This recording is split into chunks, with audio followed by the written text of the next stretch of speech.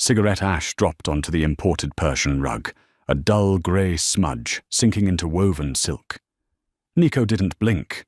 He was staring at the woman wringing out a sponge in his kitchen. Tessa. She wasn't a rival boss, an informant, or a threat. She was just the girl who bleached the grout in his bathrooms. Yet, when she quietly mumbled she'd be late tomorrow evening because she had a date, the air in the room didn't just freeze. It fractured. The harsh, chemical reek of industrial bleach masked the lingering scent of copper that sometimes haunted the lower halls of the estate. Tessa preferred the bleach. It was honest. It burned the inside of her nose and made her eyes water, but it did exactly what it promised to do. It erased things. She knelt on the cold expanse of Italian marble in the kitchen, a yellow sponge gripped tightly in her chapped red hands. The abrasive green side was worn down to a fuzzy mint, exhausted from hours of scrubbing away scuff marks, spilled espresso, and the occasional, unexplained dark stain. Her knees ached. A dull, throbbing pain that radiated up her thighs, the kind of ache that settled into the bone and stayed there, a permanent reminder of her tax bracket. The house was completely silent. It was a sprawling, sterile monument to new money and old sins, perched on a rocky cliffside in Massachusetts.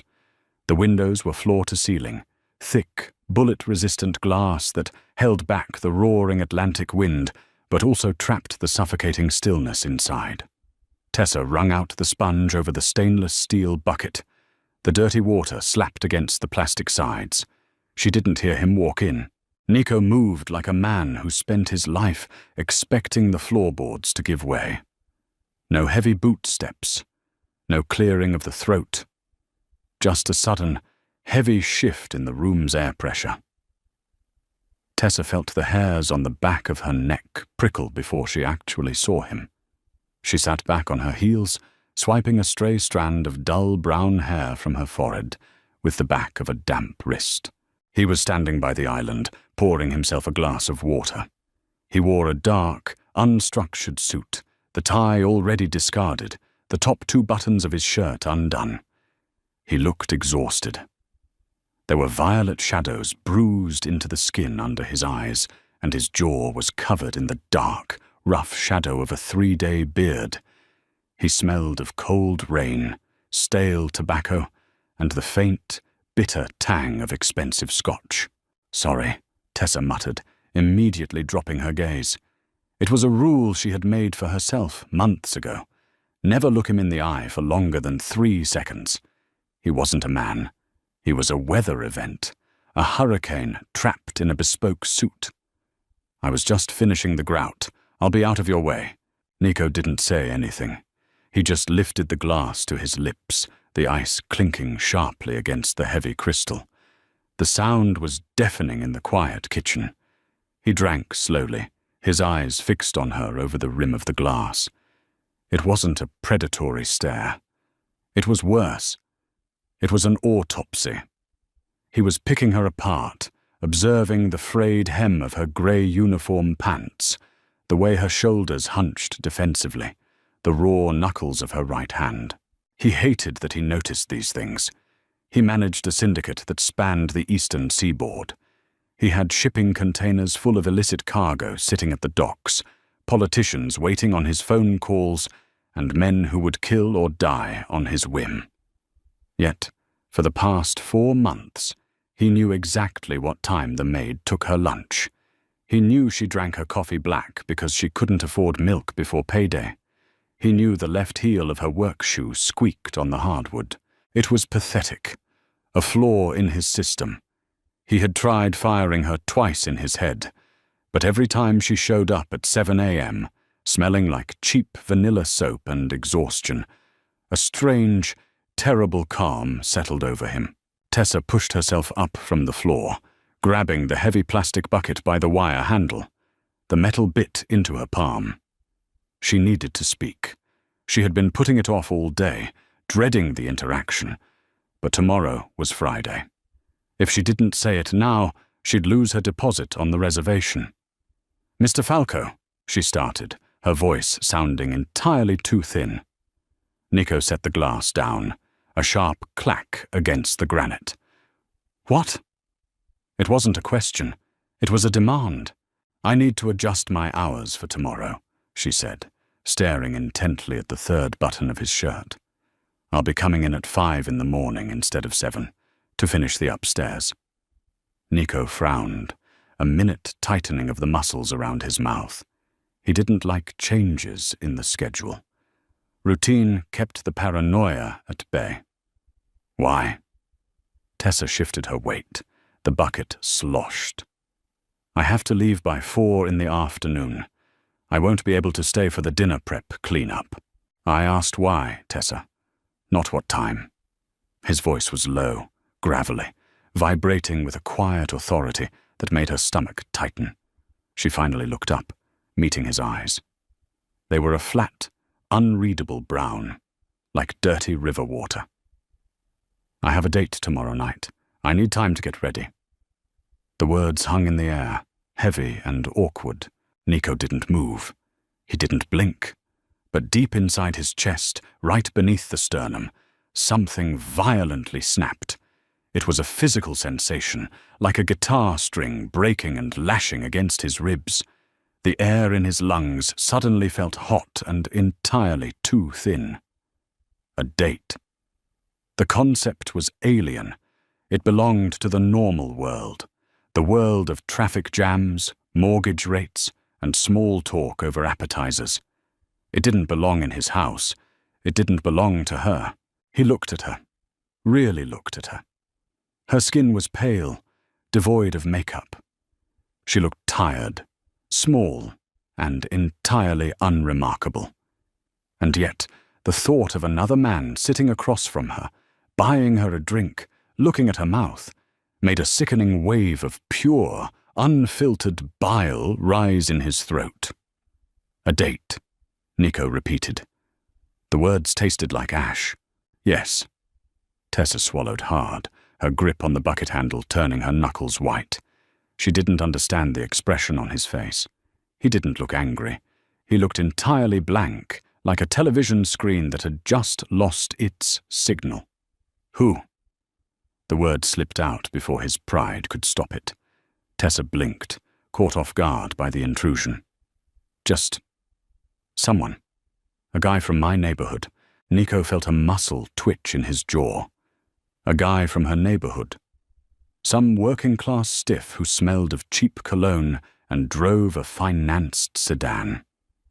Someone who would hold the door for her and ask her about her day, completely oblivious to the fact that she spent her mornings scrubbing the blood of his enemies out of the basement floor drains. "Fine," Nico said smoothly, though his heart was hammering a frantic, ugly rhythm against his ribs. "Leave at 4. Make sure the security system is armed when you go." He turned his back on her before she could reply, walking out of the kitchen with stiff, measured steps. He didn't look back. He couldn't. If he looked at her again, he was terrified he might rip the plastic bucket out of her hands and demand she cancel it. Tessa stood in the quiet kitchen, listening to his footsteps fade down the hall. A cold shiver ran down her spine. She had got what she wanted. The time off was approved. But as she poured the dirty bleach water down the heavy steel sink, she felt a profound, unsettling dread settling into her stomach. The thermostat in the office was set to 68 degrees, but Nico was sweating. He sat behind his massive mahogany desk, the leather chair creaking softly as he shifted his weight. The room was dark, illuminated only by the harsh, yellow glow of a brass desk lamp. Outside, the rain had started. A hard, driving downpour that slapped against the reinforced glass like a handful of gravel. Nico stared at the quarterly ledgers spread out before him. Rows of numbers, supply chain logistics, offshore account balances. Meaningless grey blur. For the past 3 hours, he had been trying to focus on a discrepancy in the Miami shipments. Instead, his mind was playing a relentless, agonizing loop of a single sentence. I have a date. He reached for the crystal tumbler on his desk. The scotch was warm now, the ice long melted, diluting the amber liquid into a sad, watered-down mess. He drank it anyway. It burned his throat, but it didn't touch the tight, suffocating knot in his chest. He was losing his mind. He knew he was losing his mind. He was a 34-year-old man who had ordered executions over cold plates of pasta. He had sat across from cartel bosses and smiled while negotiating the price of human lives. He did not care about the maid. He could not care about the maid. She was an employee, a utility, like the expensive HVAC system humming in the ceiling or the reinforced steel gate at the end of the driveway. She kept his environment sterile. That was it. But then he remembered the way she hummed when she thought she was alone in the East Wing. He remembered the smell of the cheap vanilla lotion she rubbed into her cracked hands during her breaks. He remembered the quiet, exhausted defiance in her eyes when he accidentally broke a glass and she had to sweep it up. She never complained, but she never cowered either. She just survived him. And Nico, a man who destroyed everything he touched, had become quietly obsessed with the one thing in his house that simply endured him. He slammed the empty glass down on the desk. The sharp sound echoed in the cavernous room. He pulled his phone from his pocket. The screen glared brightly in the dim room. He scrolled past names of politicians, fixers and killers, stopping on a simple contact. Rocco. He pressed dial. It rang twice. "Boss." Rocco's voice was thick with sleep. It was past 1 in the morning. "Wake up," Nico said, his voice flat, devoid of the absolute panic clawing at his insides. "I need a run on someone." There was a rustle of sheets over the line, a heavy sigh. Rocco was a professional. He didn't ask questions. "Give me a name." "I don't have a name." Nico pinched the bridge of his nose, squeezing his eyes shut. God, he was pathetic. "I need you to pull the security footage from the front gate. Cross-reference the plates of whoever picks up Tessa tomorrow night at 6. Silence hung on the line for a long, heavy moment. The only sound was the static hum of the cellular connection. "Tessa?" Rocco finally asked. "The cleaning girl?" "Yes." "Did she steal something?" Rocco's tone shifted, the sleepiness vanishing, replaced by cold, professional suspicion. "You want me to send someone over to her place?" "No!" Nico snapped, louder than he intended. He forced his breathing to slow down. "She didn't steal anything. She's going out. I want to know who is taking her. Full background, financials, criminal history, ex-girlfriends, everything. I want the file on my desk by 7. "You want a full workup on the Maid's date?" Rocco asked, unable to keep the sheer bewilderment out of his voice. "Did I stutter, Rocco?" "No, boss. I'm on it." Nico hung up. He dropped the phone onto the desk. It landed with a dull thud. He leaned back in his chair and stared up at the dark, coffered ceiling. He felt physically sick. The self-loathing was a heavy, suffocating blanket. He was abusing his power, invading her privacy, acting like a deranged, jealous teenager. He told himself it was a security measure. She had access to the entire house. She knew his schedules. If she was dating someone, that someone was a potential vulnerability. It was standard protocol to vet anyone who got close to his staff. It was a lie, and he knew it.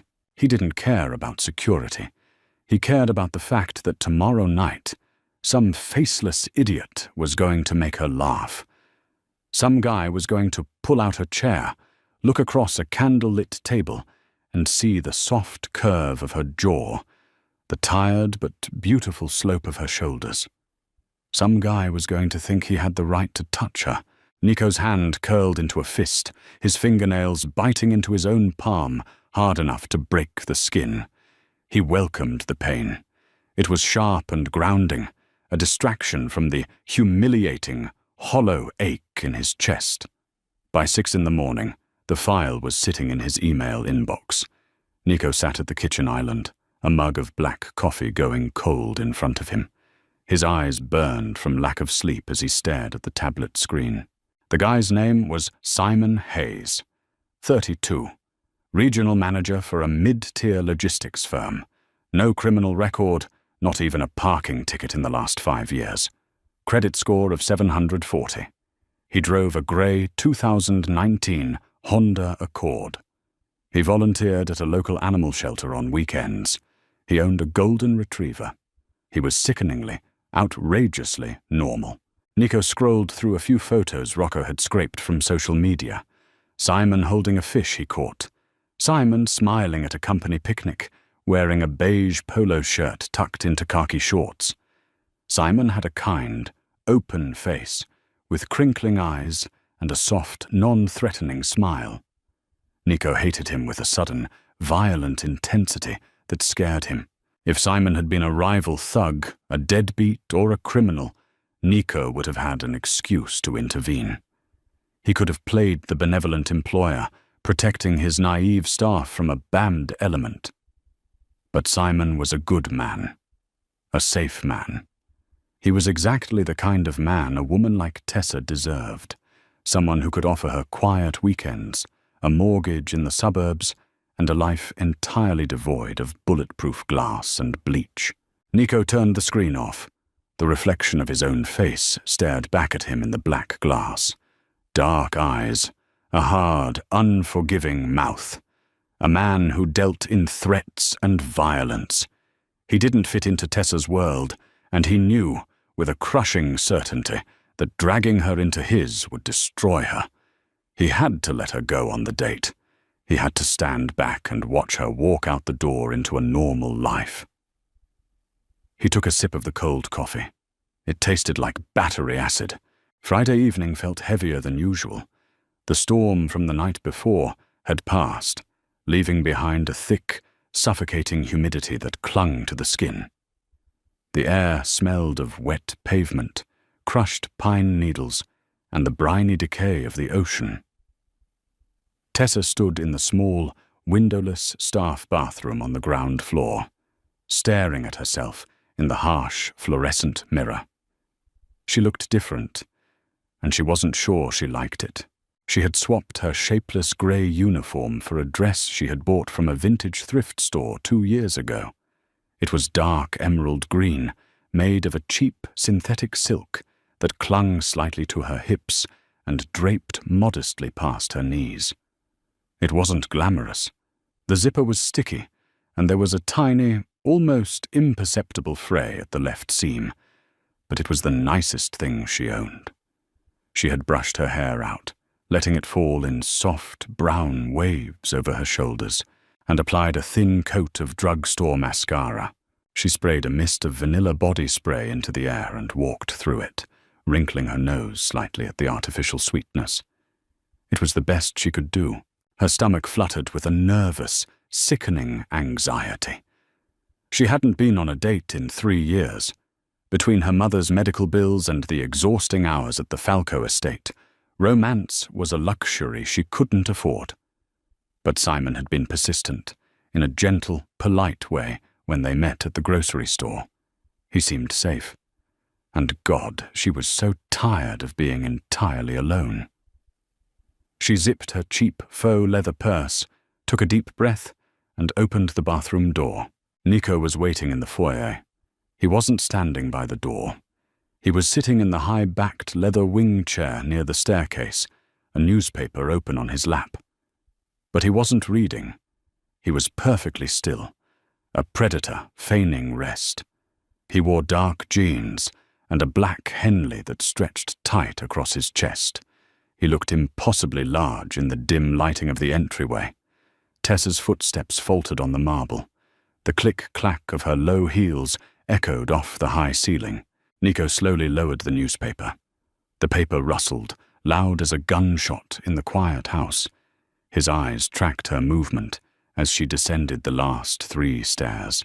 The physical impact of seeing her hit him like a physical blow. The emerald green of the dress brought out a hidden warmth in her pale skin. Her neck looked long, incredibly fragile. She smelled of cheap vanilla and nervous sweat, a scent so deeply human, so entirely vulnerable, that it made his teeth ache. She didn't look like a maid anymore.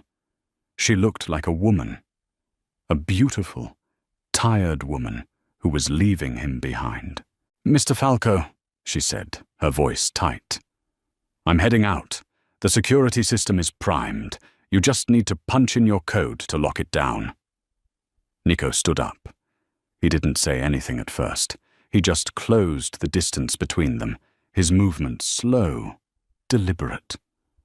Tessa instinctively took a half-step back, her shoulder bumping against the heavy oak of the front door.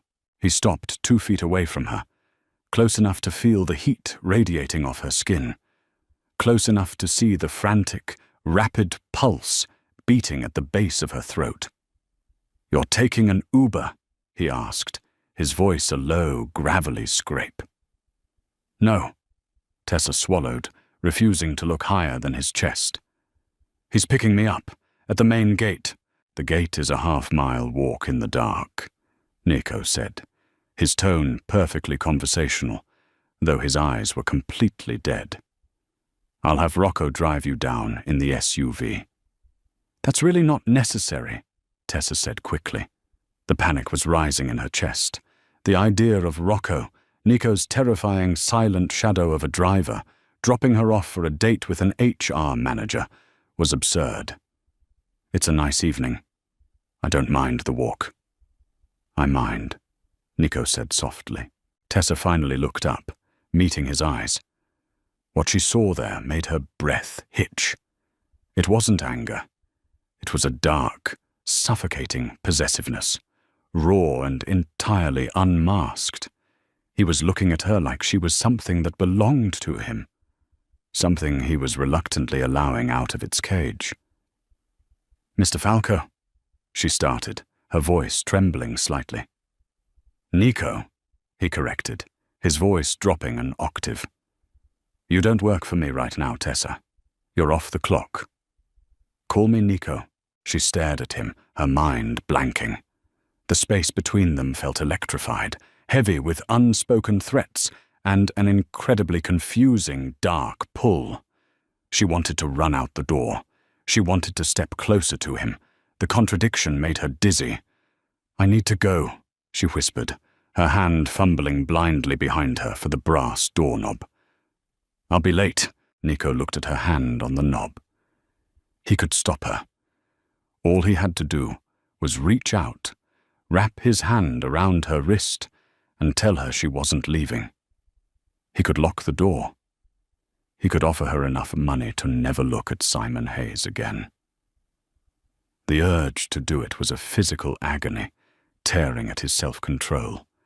But he saw the genuine fear in her eyes, the wide, trapped animal look. He slowly exhaled, stepping back, putting a foot of cold air between them. He shoved his hands deep into his pockets so she wouldn't see them shaking. "Have a good time," he said, the words tasting like poison on his tongue. Tessa didn't hesitate.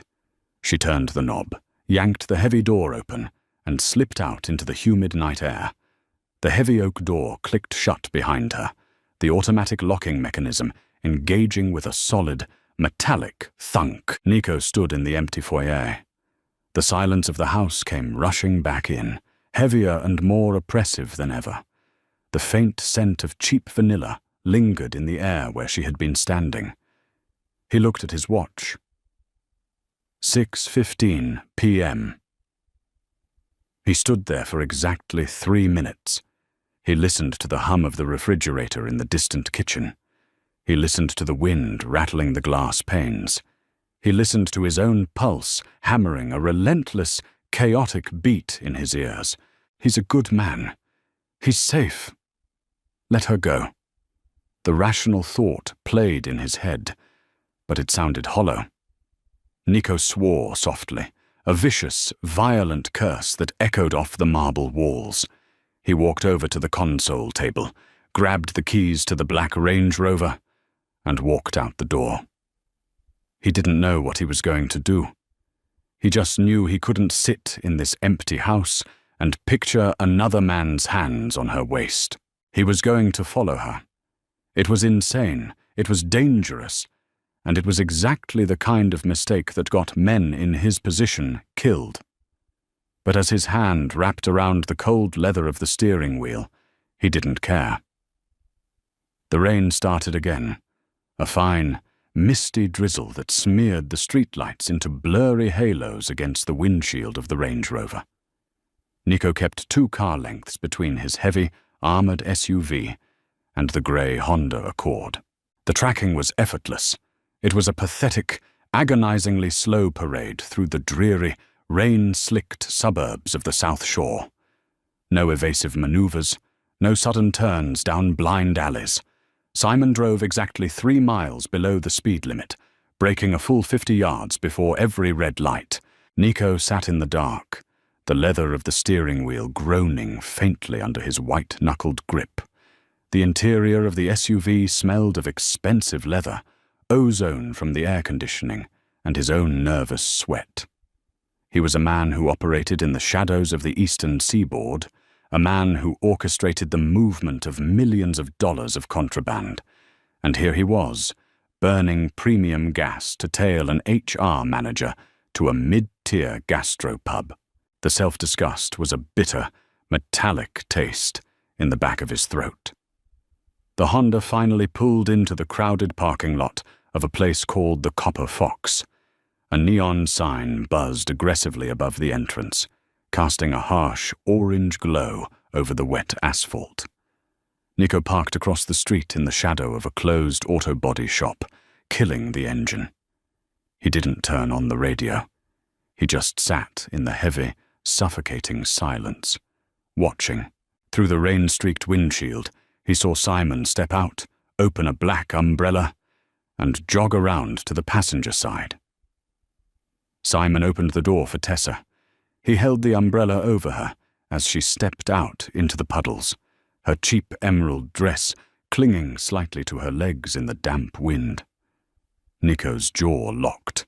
A muscle ticked violently beneath his right eye. Simon placed a hand lightly on the small of Tessa's back to guide her toward the entrance. It was a polite, standard gesture, a gentlemanly touch. Inside the dark cabin of the SUV, Nico's hand dropped instinctively to the heavy, cold grip of the Sig Sauer resting in his shoulder holster. His fingers curled around the textured metal. He squeezed his eyes shut, forcing himself to breathe in through his nose, out through his mouth. "Stop it," he told himself. "You are losing your grip." He opened his eyes and watched them disappear through the heavy wooden doors of the pub. He waited. He told himself to turn the key in the ignition, put the truck in drive, and go back to his empty, silent fortress on the cliffs. Let her eat her overpriced burger. Let her listen to Simon talk about his golden retriever and his 401k. Let her be normal. 5 minutes passed. The windshield fogged over from his body heat. Nico grabbed a rag from the center console and wiped a crude circle in the condensation on the glass. He peered through it, squinting at the large plate glass windows of the pub. He could see them. They were seated in a booth near the front. The lighting inside was warm, casting a yellowish hue over the table. Simon was talking animatedly, using his hands. Tessa was nodding, but Nico knew her. He knew the micro-expressions that meant she was retreating inward. He saw the stiff, unnatural line of her shoulders. She was sitting rigidly upright, her hands folded tightly in her lap beneath the table. She wasn't relaxing into the booth. She was enduring it. When the waiter brought their drinks, Simon reached across the table and lightly touched the back of Tessa's hand. Tessa flinched. It was a tiny movement, barely a fraction of an inch, masked quickly by her reaching for her water glass. But Nico caught it. That was it. The frayed, over-tightened string of his self-control snapped with a deafening internal crack. Nico shoved the door of the Range Rover open. He didn't grab a coat. He stepped out into the freezing drizzle, slamming the heavy armored door behind him. The sound echoed like a gunshot in the quiet, industrial street. He crossed the wet asphalt, his strides long, predatory, and entirely devoid of hesitation.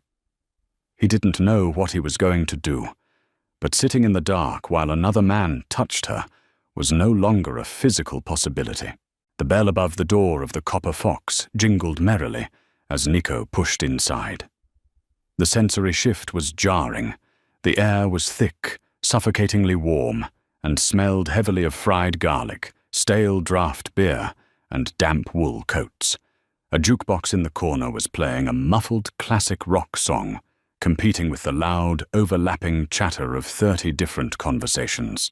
Nico stood in the entryway, a dark, imposing tear in the bright, mundane fabric of the room. Water dripped from the ends of his dark hair onto the shoulders of his charcoal suit jacket. He didn't move.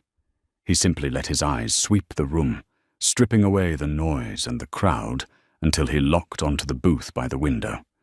He didn't march over to their table. He wasn't a drunk, and he wasn't a fool. He was a predator, and predators knew how to use space. He walked slowly to the heavy, sticky wooden bar that ran along the center of the room.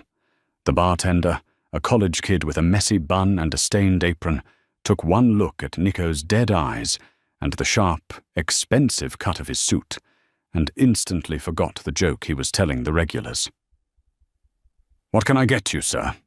the kid asked, his voice losing its casual bravado. "Bourbon." "Neat. Leave the bottle," Nico said. His voice was quiet, barely carrying over the noise of the room, but the bartender heard it perfectly. Nico sat on a stool that faced the large, mirrored backing of the bar. From this angle, he had a perfect, unobstructed view of the reflection of Tessa's booth behind him. He poured 2 fingers of the amber liquid into the thick glass. He didn't drink it. He just held it, letting the heat of his palm warm the crystal, his eyes locked on the mirror. In the reflection, Simon was showing Tessa something on his phone. A video, probably. Simon was laughing. Tessa was forcing a smile, but her fingers were busy tearing a cardboard drink coaster into microscopic, ragged shreds. It was an anxiety tic.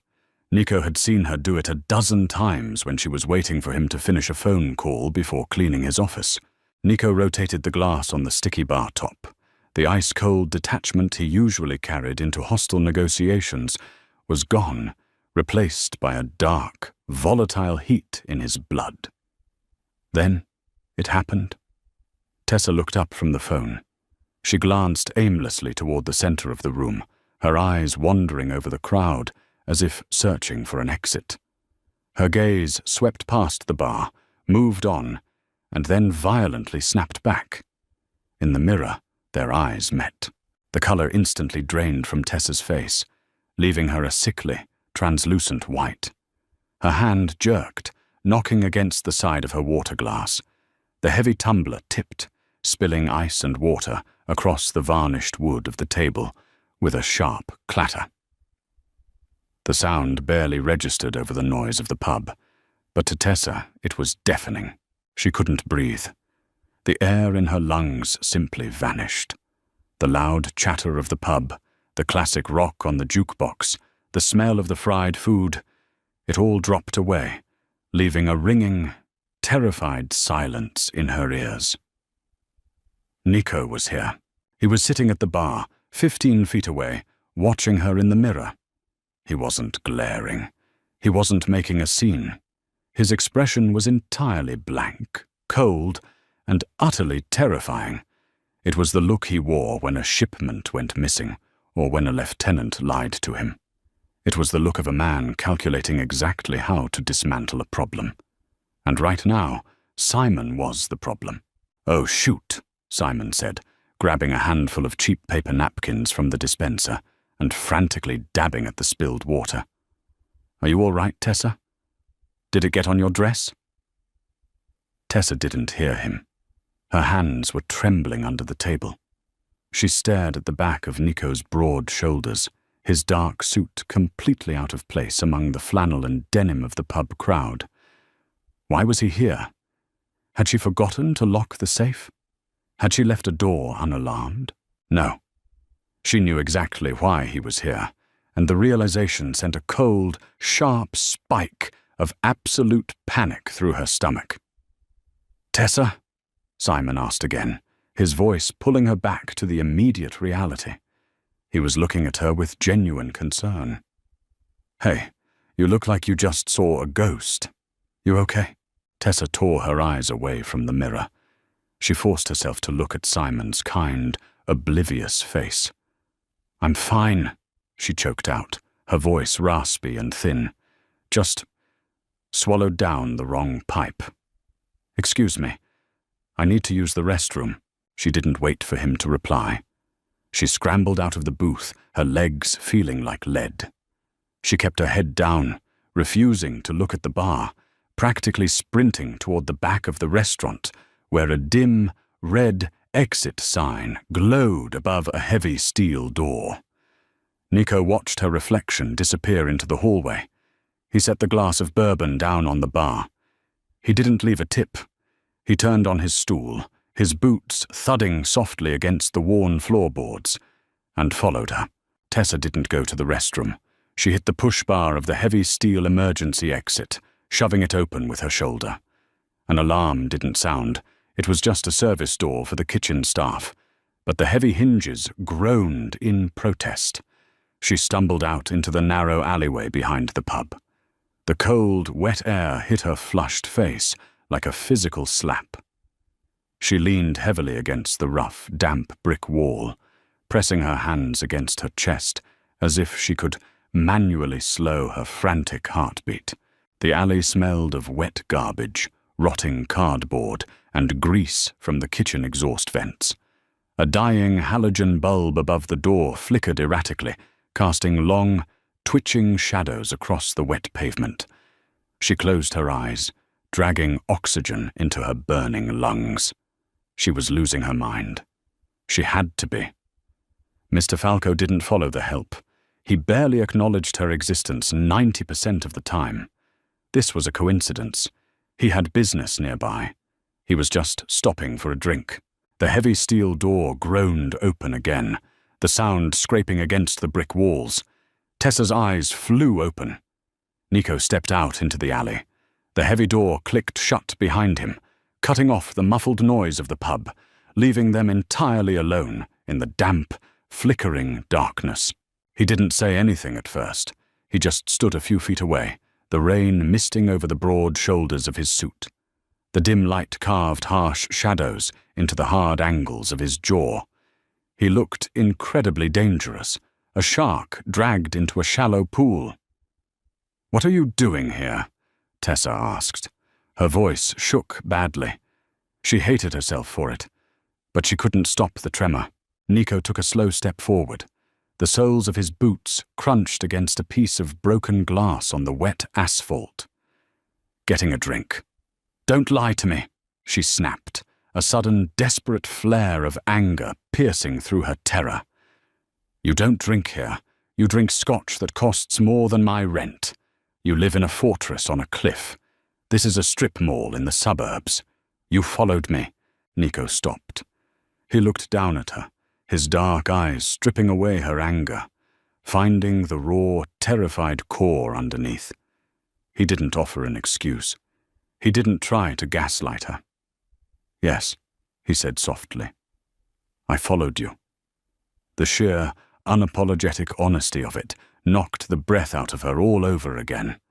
She pressed herself harder against the brick wall, the rough surface biting into her bare shoulders through the cheap fabric of her dress. "Why?" she whispered. Nico stepped closer, invading her space. He stopped just inches away.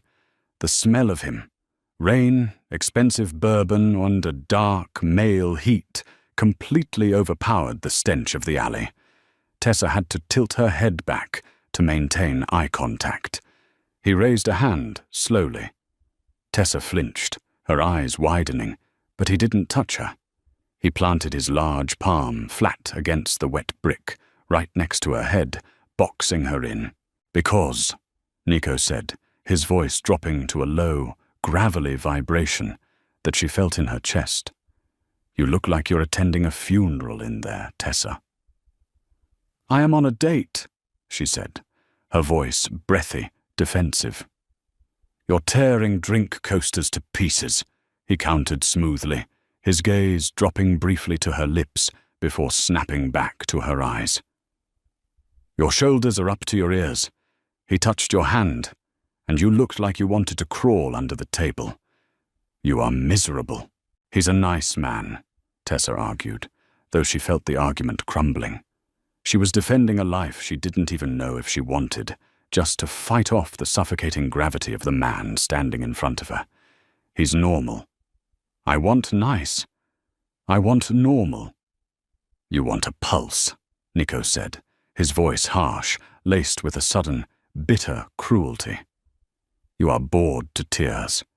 He doesn't see you, Tessa. He sees a quiet girl in a green dress. He doesn't know what you are." "And what am I?" she challenged, her chin tipping up, a spark of pure defiance fighting through the fear. "I'm the girl who scrubs the blood out of your basement floor drains, Mr. Falco. I'm the girl who cleans up after your messes." Nico's jaw tightened. The words hit him like physical blows, precisely because they were true. He hated what he dragged her into, the peripheral violence she had to witness just to pay her bills. "Don't call me that," he said quietly, his voice tight. "Not tonight." "That's who you are," Tessa insisted, her chest heaving. "You're my boss. You are a dangerous man. And you have absolutely no right to be here, ruining the one normal night I've had in 3 years. "I'm not ruining it," Nico said, leaning in a fraction of an inch closer. The heat radiating off his body was overwhelming. "I'm ending it. You are going back inside. You are telling the HR manager you have a headache, and you are coming with me." Tessa stared at him, completely stunned by the audacity, the sheer, arrogant command. "No," Nico's eyes darkened. The flat, dead look vanished, replaced by a chaotic, terrifying storm of possessiveness. He pulled his hand away from the brick wall and hovered it inches from her waist, his fingers twitching, fighting a brutal, internal war against the urge to grab her and drag her to the car. "Tessa," he warned, his voice a dangerous, low scrape.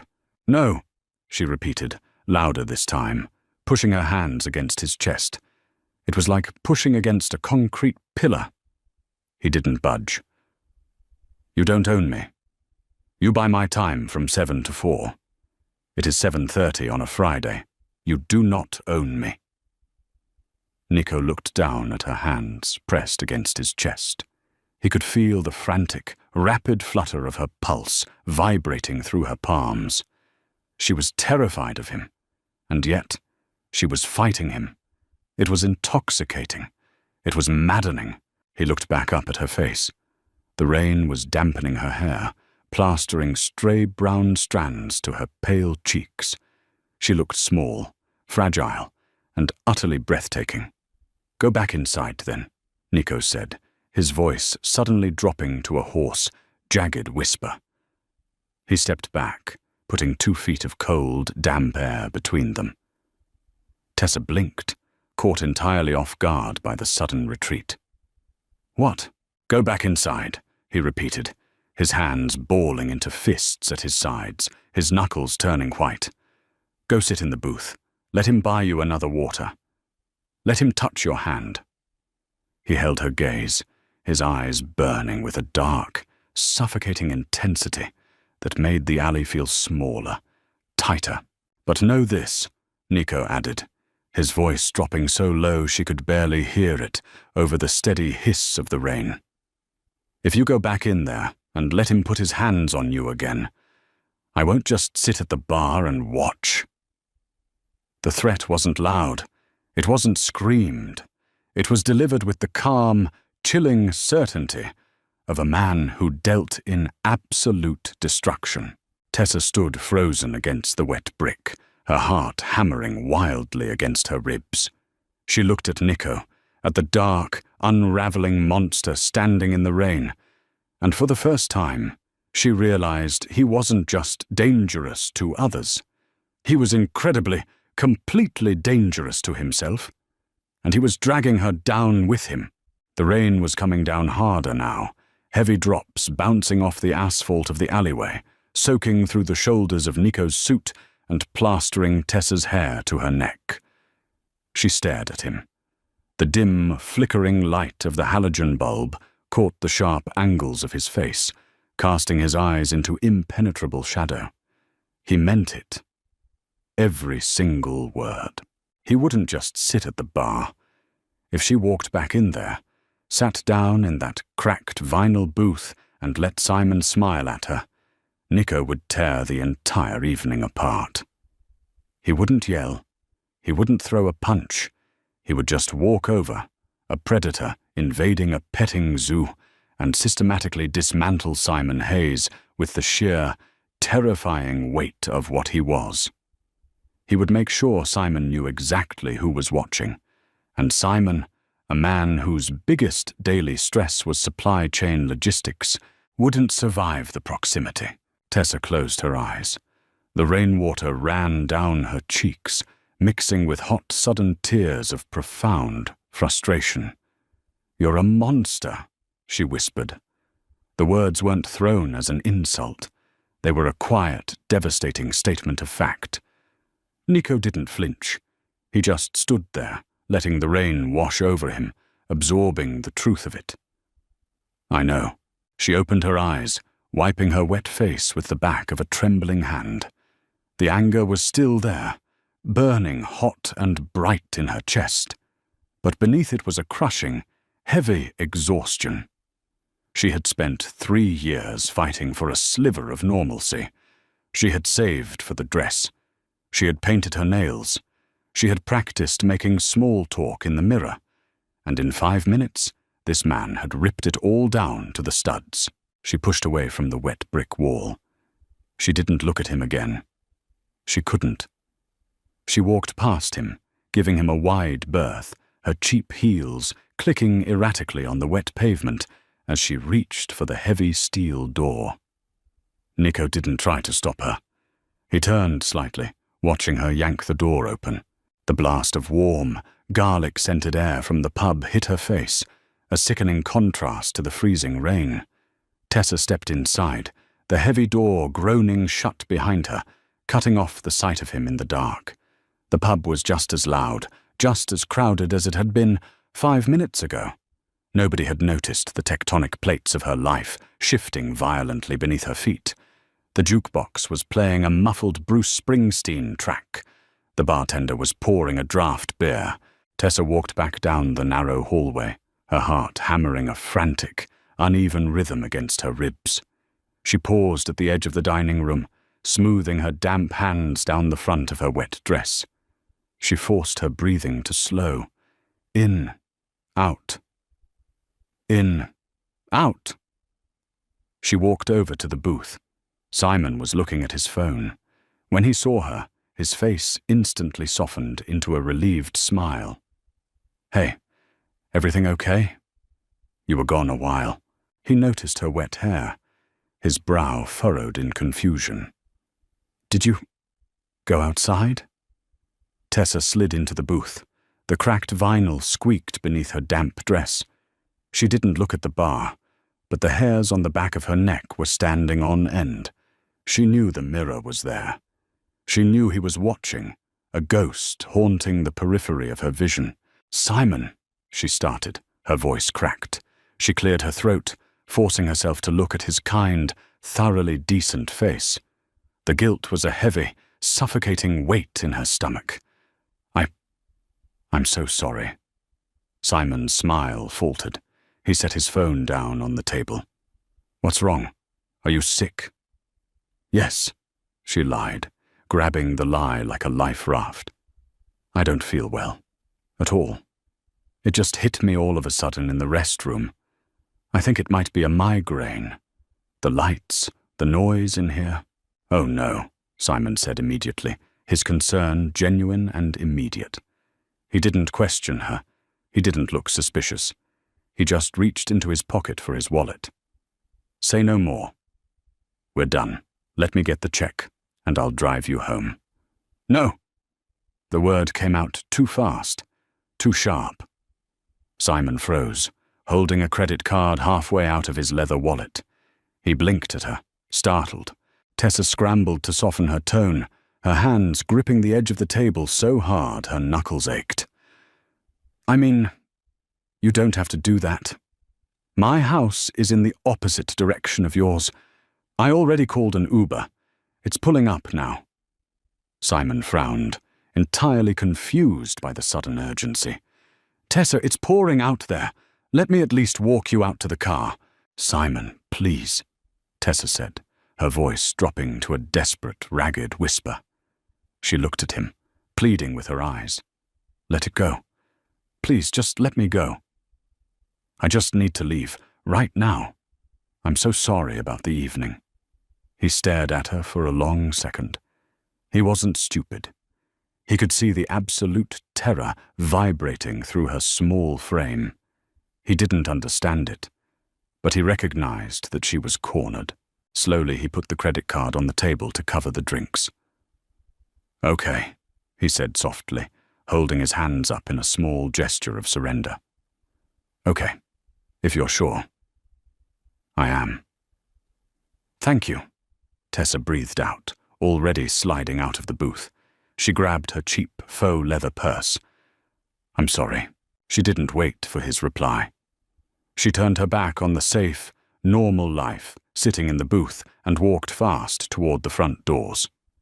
She didn't look at the bar. She kept her eyes fixed on the neon open sign glowing red in the window. She pushed through the heavy wooden doors and stepped out into the freezing downpour. The street was dark, the streetlights reflecting off the deep puddles in the asphalt. The grey Honda Accord was parked in the lot, completely empty. Directly across the street, idling in the shadow of a closed auto body shop, was the black armoured Range Rover. The headlights were off. The engine was a deep, low rumble that she could feel in the soles of her shoes. The rain sheeted down the tinted windshield, making it impossible to see inside. But she didn't need to. She knew exactly who was waiting behind the wheel. Tessa pulled her purse tight against her chest, ducked her head against the driving rain, and crossed the street. She grabbed the heavy door handle of the SUV and pulled. It clicked open with a solid, metallic thunk of heavy machinery. She climbed up into the passenger seat, immediately surrounded by the smell of rich leather, ozone from the heater, and the lingering, sharp scent of his cologne. She slammed the door shut.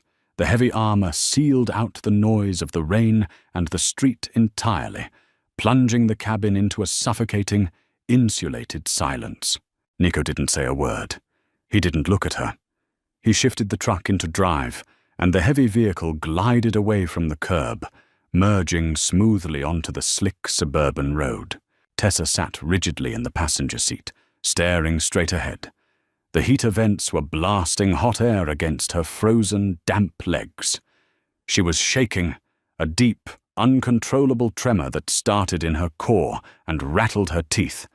The adrenaline that had carried her out of the pub was rapidly evaporating, leaving behind a cold, hollow shell of disbelief. What had she just done? She had lied to a perfectly good man. She had run out of a restaurant like a criminal. And now she was sitting in the passenger seat of a multi-million-dollar war machine, being driven by a man who bought politicians and ordered violence over his morning espresso. The silence stretched on, thick and oppressive. The only sound was the rhythmic, heavy thud of the windshield wipers aggressively clearing the rain from the glass. They hit the highway, the streetlights passing over the windshield in a steady, hypnotic rhythm, illuminating the dark cabin in brief orange flashes. In one of those flashes, Tessa looked at him. Nico was gripping the steering wheel with both hands, his knuckles stark white against the black leather. His jaw was locked tight, a muscle ticking erratically beneath his right eye. He didn't look victorious. He didn't look like a man who had just won a prize. He looked entirely hollowed out, staring at the wet asphalt ahead with a grim, punishing intensity.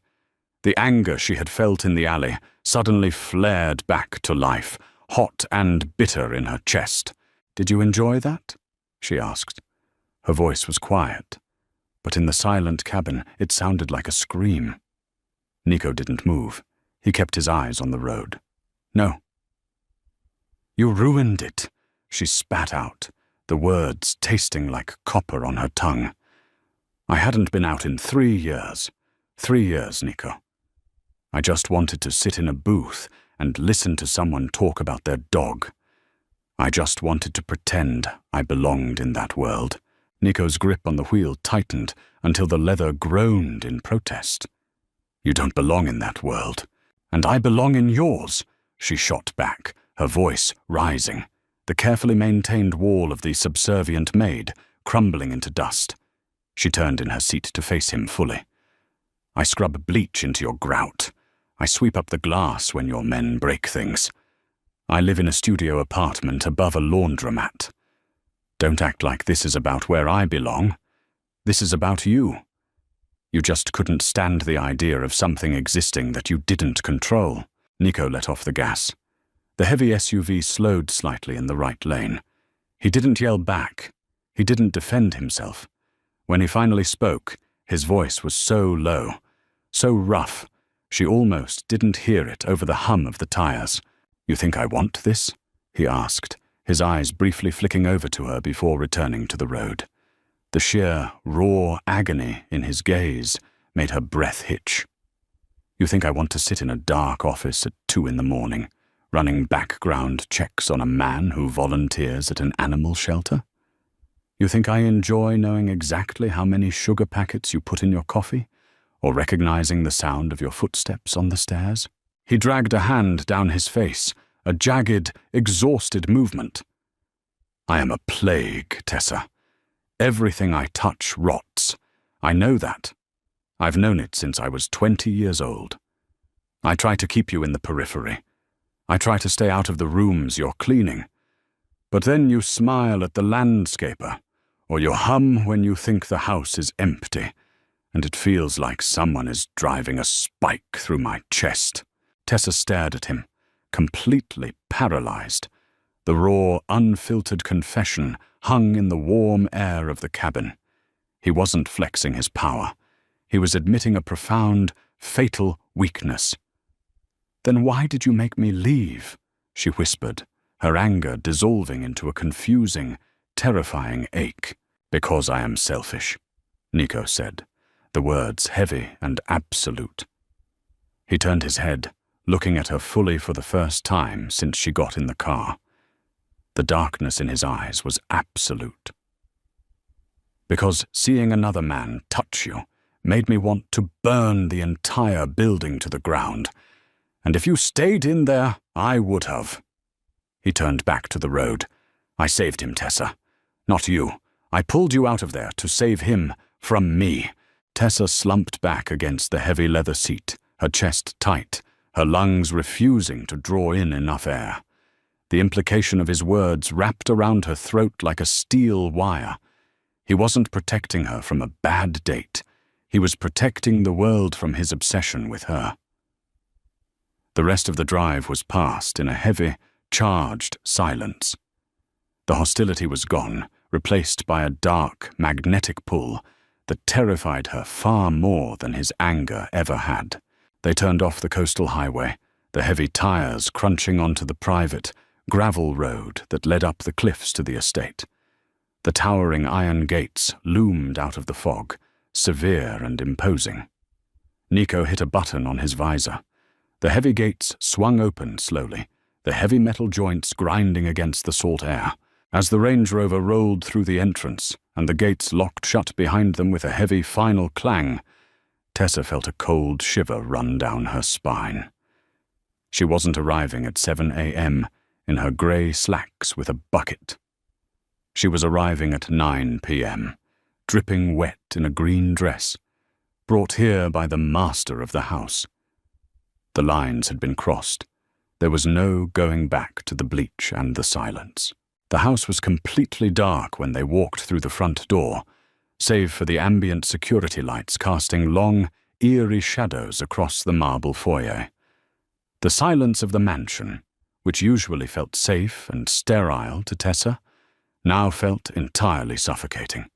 They stood in the entryway, the heavy oak door locked behind them. They were both soaked. Water dripped from the hem of Tessa's dress onto the imported marble, forming a small, dark puddle. The mundane reality of the mess suddenly broke through the haze of adrenaline. Tessa's training kicked in, a desperate, automatic response to grab onto something familiar. "I'm dripping on the floor," she mumbled, looking down at the puddle. She took a step toward the utility closet down the hall. "I need to get a towel. The water will warp the finish if it sits." She didn't make it 2 steps. Nico's hand shot out, wrapping around her wrist. His grip wasn't painful, but it was absolute. An unyielding band of heat and calloused skin locking her in place. Tessa froze, her breath catching sharply in her throat. She looked down at his large hand wrapped around her delicate wrist, and then slowly traced her gaze up his arm to his face. Nico was staring at her. The exhaustion and the self-loathing from the car ride were gone, replaced by a dark, volatile hunger that made the hairs on her arms stand up. The veneer of the composed, terrifying mob boss had cracked entirely, leaving only a raw, unanchored man in an empty house. "Leave it," he said, his voice a gravelly scrape in the quiet foyer. "It's going to stain," she whispered, her heart hammering against her ribs like a trapped bird. She tried to pull her arm back, a half-hearted tug. He didn't let go. "I don't care about the floor, Tessa." He tugged her gently toward him. She stumbled slightly in her cheap heels, closing the distance between them until she was standing inches from his chest. The heat radiating off his body was overwhelming, cutting through the freezing dampness of her clothes. She could smell the bourbon he hadn't finished at the bar, mixed with rain and the dark, musky scent of his skin. He lifted his free hand, his movements hesitant, almost jerky, as if fighting his own instincts. He reached up and gently touched the side of her face. Tessa squeezed her eyes shut, a tiny, involuntary gasp escaping her lips. His thumb was rough, calloused from years of gripping steering wheels and firearms, but his touch was impossibly light. He brushed a wet strand of brown hair away from her cheek, his fingers sliding into the damp, heavy hair at the nape of her neck. "Open your eyes," he commanded softly. She did. The air between them was electric, humming with a terrifying, inevitable gravity. She looked up into his dark brown eyes and saw her own fear reflected back at her, mingled with an answering, desperate heat she didn't want to acknowledge. "You ruined this," she told him, her voice shaking badly. She wasn't talking about the date anymore. She was talking about her job, her safety, her sanity. "You broke the rules. I'm the maid. You're the boss. This doesn't happen." "I broke the rules months ago," Nico admitted, his voice rough. His thumb stroked her jawline, mapping the soft, delicate curve of her bone structure. "The first time I caught myself watching you sleep on the couch in the staff room. The first time I noticed you smelled like cheap vanilla. I was broken long before tonight." "I have to work tomorrow," she whispered, a desperate, final plea to reason. "I have to scrub the bathrooms." "No, you don't," Nico said. His hand at the nape of her neck tightened slightly, angling her face up toward his. The possession in his voice was absolute, dark, and thrillingly heavy. "You are never touching a bucket in this house again." Tessa's breath hitched. The reality of what he was saying crashed over her. She was no longer Staff. She was something else entirely. Something closer. Something infinitely more dangerous. She looked at his mouth. He was so close, she could feel his breath ghosting over her lips. The contradiction inside her tore her apart. The absolute terror of what he was, warring with a deep, dark, buried desire to be claimed by something that powerful. To stop fighting to survive the world and let him fight it for her. "Nico," she breathed out, using his name for the first time. It tasted forbidden on her tongue. Something feral and broken snapped behind Nico's eyes at the sound of his name in her mouth. He didn't wait any more. He dropped his hand from her wrist and wrapped both arms around her waist, crushing her against his solid chest. His mouth came down on hers. It wasn't a gentle, cinematic kiss. It was desperate, bruising, and messy. It was the collision of a man starving to death and a woman realizing she was the feast. He kissed her like he wanted to absorb her, to erase the 3 hours she spent with another man, to imprint his ownership on her very cells. Tessa gasped against his mouth, her hands flying up to push against his chest. But the push turned into a desperate grip. Her fingers curled into the wet fabric of his shirt, anchoring herself to him as the room spun. The taste of him, dark, sharp, entirely male, flooded her senses. He backed her up, his heavy boots backing her cheap heels across the marble until her back hit the heavy oak of the front door with a solid thud. The impact jolted her, but he didn't pull away. He swallowed her soft groan, his hands moving possessively down her spine, pulling her hips flush against his. She could feel the cold, heavy metal of the gun in his shoulder holster pressing against her ribs. It was a terrifying, physical reminder of exactly who she was kissing. A man who dealt in death. A man who lived in the shadows. But right now, under his mouth, pinned against the heavy door of his fortress, she didn't feel like a maid scrubbing out the stains of his life. She felt alive, electric, and terrifyingly seen. Nico finally broke the kiss, dragging his mouth across her jaw to press his face into the damp crook of her neck. He was breathing heavily, ragged, uneven pulls of air, like a man who had just outrun a bullet. Tessa kept her hands clutched in his shirt, her chest heaving, staring blindly up at the dark, coffered ceiling of the foyer. The rain continued to lash against the bulletproof glass of the high windows. Tomorrow, the reality of this would hit them. The syndicate, the danger, the permanent destruction of her normal, quiet life.